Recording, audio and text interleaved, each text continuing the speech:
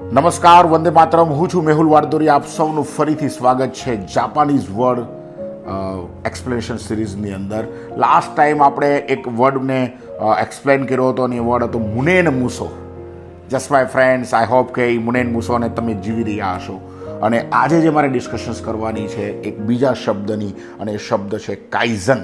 Yes my friend, Kaizen એક philosophy છે જાપાનની અંદર, એક મેથોડોલોજી છે કાર્ય કરવા માટેની. યસ માય ફ્રેન્ડ્સ, જાપાનની જે કંપનીઓ છે એ કંપનીઓ આ કાઇઝન્સને જીવે છે.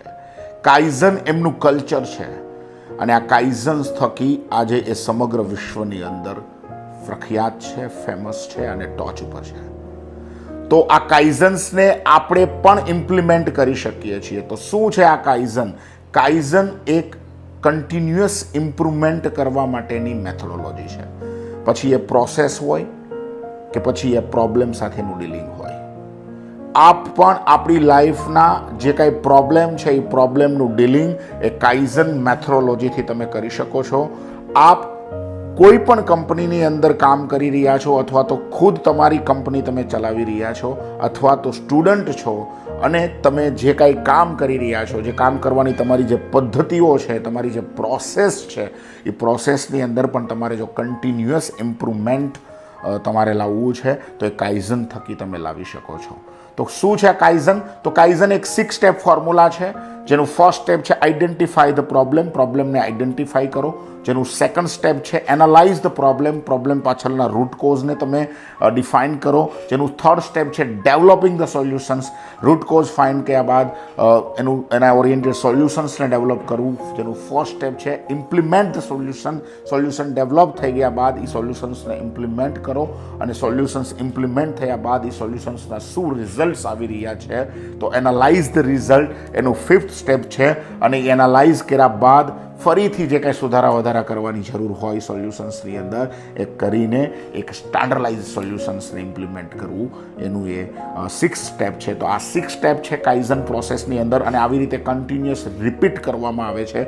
કાઇઝન એ ફોકસ કરે છે પ્રોસેસ ઉપર, પીપલ ઉપર નહીં. ઓકે, તો focus on processes, continuous improvement in the processes.